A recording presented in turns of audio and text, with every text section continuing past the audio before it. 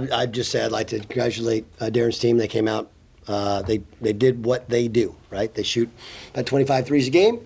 They play their matchup zone. They switch it between zone and man. Our guys got a little bit confused, which is kind of understandable because we drilled them on zone, zone, zone, knowing that when we go man, all the principles still apply. But again, that's guys that have to kind of react more to reads. But I thought, look, obviously, Dilling, that's the second time that he's kicked our ass.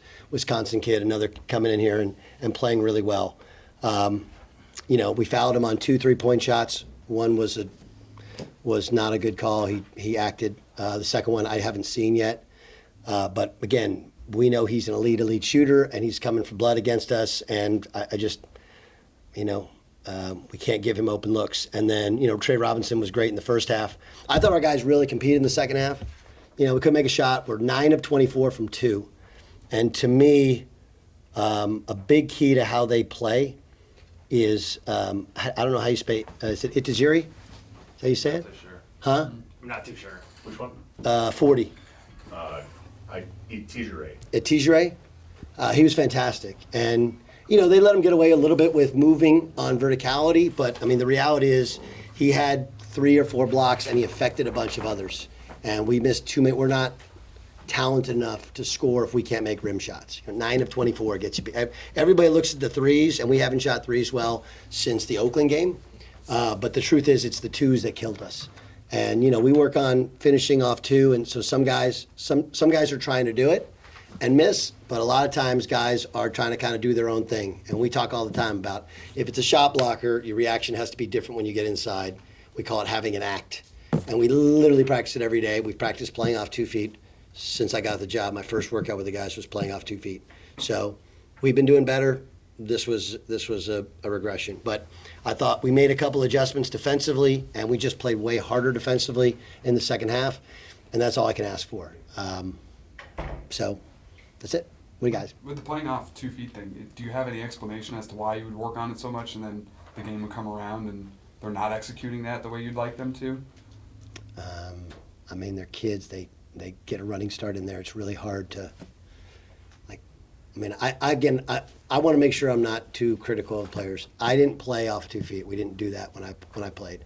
The verticality rule was always in place, but now now they actually use it. And I think they use it to a detriment because what the officials do is they judge based upon your chest and your arms, when the reality is a couple times the big kid jumped from the other side of the lane, so he's actually closing up space. His hands are up, but he's actually fouling. So again, why wouldn't they do it? That's coaching. You got to be a better coach. So what you drill it. This is what you're going to see. I thought we made an adjustment with Foster and moved him up to the wing. He likes to be a corner shooter. And the idea is these zones in our league, they do a great job of trying to take away the corner 3. So we want to make it, we call it dealer's choice. He got good looks. Made 3 out of 10. It's a couple go in. It's a different basketball game. But why wouldn't they play off 2? Some of them do. Obviously Rudy, I think probably does the best job, but he missed one going off 1 where he got blocked in the first half. Jeremiah is such a phenomenal athlete that I think he's used to. When you play OT, nobody does that, right? You just go in and dunk it, and then you run back on defense. And so he's still kind of processing as he goes. That's what a freshman looks like. Ben Tweedy, he's really good at it, but it's like 1 a game that he gets in there and he forgets and he flips one up and misses. Mac Recchi missed a couple in there. So, but I can't get pissed at them. I get pissed at them for not finishing off 2 feet, but getting the ball inside, attacking the rim, not settling for middies. We only give up 6 offensive rebounds for us. That's a win. 13 turnovers is a couple too many, but it's better than it's been. We're 18 of 21 from the free throw line. Who would have thought my team's one of the best free throw shooting teams in the country? If you know anything about me, that's nothing but a miracle. But 9 of 24 from 2. And then I thought we were soft in the first half defensively. I thought some of it was our ball screen coverage kind of got a little screwy. They do a really good job of, it's called ghosting. You run up like you're going to screen. Sometimes you don't. And we have set rules. But a lot of it was just our guys were hesitant. They're worrying about switch, not switch. They're worrying about their ball screen coverage when in the second half, if you watch Jeremiah Johnson, you watch C.J. O'Hara, you watch Ben Tweedy, you watch obviously Rudy. They did such a good job of impacting the basketball that it takes you out of the ball screen stuff. So I can only judge based upon effort and intentionality. They did a good job, but you know, they don't give up trophies or contract extensions for effort. But again, like you have to take the positive with this group. I was just going to ask, like, what do you say to them? I mean, they played hard tonight, and they've done that for a majority of this stretch here, but like the results aren't coming. Well, how do you address the team, I guess, post game, and how do you? What I said was, you're allowed to be pissed tonight. I'm going to be pissed tonight. I'm going to watch the film tonight. We'll clean up some stuff. Tomorrow, Sunday's a completely different game. It's a man-to-man team. The big kid is really, really good, and we played awful against them last time. But you can be mad tonight. But what I want the takeaways are, we're turning it over less. We're getting clean looks. We're gonna make them. We got to continue to finish off at the rim, off two. Wright State, everybody does the same thing in terms of how they play. You know, we don't want to settle for middies, and they know you're coming, so they play with verticality. But I told them I was proud of them. They competed, and I was proud of. You know, we may lead the country in guys in black sweatsuits at the end of the bench, but if you'll notice, there's a difference in them. They were great. I thought our coaches were good in working together. I thought our guys, you know, they came in, they were for the most part ready to play.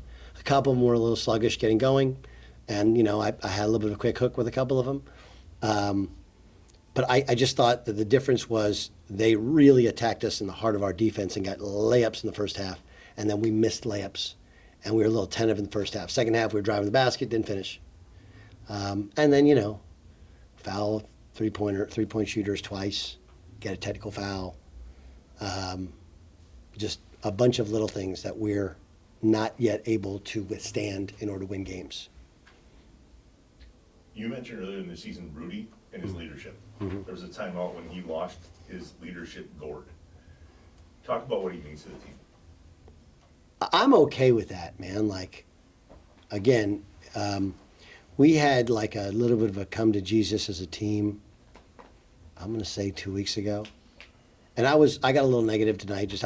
I was upset that some of the guys, it's like, there's some of the guys who are a little bit older that I expect a little bit more from, and they're doing the same things. You know, and just, again, the whole message tonight was you can't be tentative. You know, you can't be tentative. And a couple of these guys, second they get pressure, they like, oh my God. Like they're playing a zone because they can't guard you in man-to-man, right? They don't have man principles. They have zone principles. They face the ball. Like I've seen Darren's clinics. He teaches his guys, just like Ralph Willard, who he played for in college, to face the ball. So that's perfect for our offense. You got to recognize man or zone, but you can't be, nothing you can do is tentative. So I lost a little bit of my you-know-what today. And then I thought Rudy did as well. Now some of that, again, it's okay, right? It's okay. I think it's a positive, that's what I'm saying. Oh, I absolutely think it's a positive. You know, it's like one of those things, we have had 0 fights this year. 0 fights. And I don't know what basketball teams you've been on, but I've been on a lot. I've never seen, they're like too nice, right? They're too nice. They're like worried about, like, just go play. So Rudy, again, 2 weeks ago, he kind of apologized to the group because, you know, it beats up on him and he can lash out and he can get a little bit negative. I thought tonight was just like punch back. And that's the big thing is our guys is, hey, and I thought we did a good job. You know, we cut it to, was it 5 in the second half? Did we cut it to? 6 at one point. 6 and then ball in the air, missed a couple of threes, you know? Yeah, I mean, it's kind of the same story a little bit on repeat. But look, every once in a while, a leader has to jump the guys. And they all know that he's the leader. They all know that he's got, and again, like, there was a stretch there we were playing better without him in the game. And, you know, he didn't say anything, he's just ready to go. So, yeah, I mean, he's a leader. I think Marcus takes on the basketball kind of leadership, and, you know, when he turns it over, he feels like, physically feels terrible. But, you know, I think there's a couple of guys who get in their own headspace, and I think that was trying to get them out of their headspace. Just go compete, right? Just go compete. You know, I talked to them this morning about, like, athletes regret. You know, every athlete is going to, when you finish, you have, I think the reason most of us coach is because we have regret.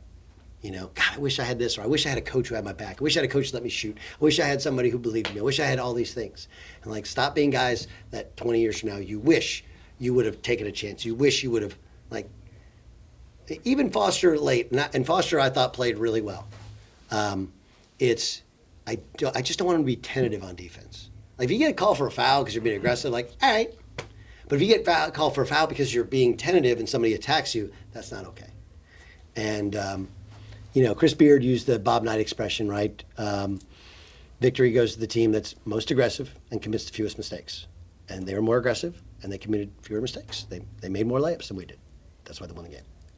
But in regards to Rudy, what he means, we've said this a lot of times, but if you haven't heard it, like, he's the unquestioned leader. We are the happiest 24 loss team in the country because that dude will not let, and I will not let anybody quit, and we won't let anybody, nitpick each other on mistakes they made. Next play, next play, next play, next play. So we all collectively vent our frustrations. Sometimes I vented at the officials. Sometimes I vented at a player or two. Sometimes it's it's hard. It's a very frustrating experience. But that kid's a fighter. And I said this, I don't know, I think we talked yesterday, which is obviously in college basketball in 2025, there's going to be roster changes in the summer. It's impossible not to. That's not one of them, right? That guy's here, and next year he will be rewarded. And I think this year, we talked about, we have 16 games remaining on our schedule. So we lost game 1 of 17.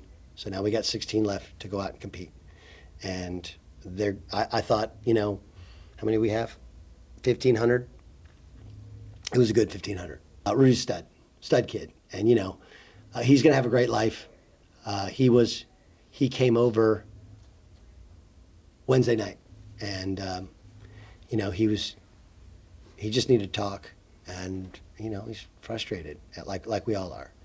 And, it's interesting, and he's just like, I don't want it to end. And it's really interesting, right? I mean, think about that for a second. We've lost 21 games in a row. We're 2-24. And the kid doesn't want it to end. Okay? So I understand. I don't even gotta look at my phone, right? Support from all the people that matter. Twitter's gonna have a field day. I'm an idiot. We don't know what we're doing. It's fine. But the fact is that when the leader of your team loves what he's doing and who he's playing with and for so much that he's saying, I don't want it to end. And I was like, hey, Rudy, you have another year. And that's when I came up with how many games do we have left? And I said, no, bro, we got 17 left. So we need a couple of those guys in sweats to get jerseys and sneakers on. But the guys that were there, and Preston Rudiger, stud kids. So, not successful record-wise. I understand it's a bottom-line business. Completely get it. But, I came to coach college because I wanted life-changing experiences for people like I got. I told them before, it's Valentine's Day. And it's like, have you told your teammate you love them? Because at Oklahoma State, we tell every time we hang up, I was with Brian Montanati, was our power forward, and we always say, I love you. Joe Atkins' mom died last week, and everybody on a group text told Joe, and I talked to him yesterday, how much we love him. And it's because obviously we've been through a lot, coach's death, plane crash, all those things, but we've always reiterated that we'll never end a conversation without telling each other we love them. And I actually think there's something special about this group. It's obviously not going to go down the annals as the greatest GB team ever. But the fact that the kid was really struggling with the fact that we're getting close to the end of this season and he doesn't want it to end says something not just about him, but about what we're doing and about the collection of players. Thank you guys. Real quick, just to update. Obviously, you guys know about Yonatan, right? So questionable for Sunday. Questionable for Sunday. So day to day. And then Anthony Roy is still out, but progressing nicely. And that's about it. Anything else? This job humbles you, and I've been humbled plenty of times over. But I continue to reiterate, if this is such a bad deal, team, program, whatever, the parents are all fighting for us. The kids are all fighting for us. I mean, they have every right to check out, right? In college basketball teams in the country, and this was always my thought at this level, is like, teams check out. They're not checked out. And that's why I say we got 16 games left. Now we got to start winning a couple in order to get, we got to win game 6 in order to get game 7, in order to get game 8, in order to get game 9. But when we get those games, then we'll get game 10. And then I told them Duke is game 11, right? Duke or Auburn or Alabama. Okay, but it's still very much out there. And so, we have to be delusional about our beliefs. And, the world's going to kick their butt. The world's going to tell them how bad they are. And they're not. Coaches got to get better. We got to make some shots. We got to give them a better game plan. And they got to be a little bit better. But there is something cool when the parents that have every right to say, I'm the worst, the idiot, the reason, they're all fighting, they're all locked in because they know we're doing the best we possibly can.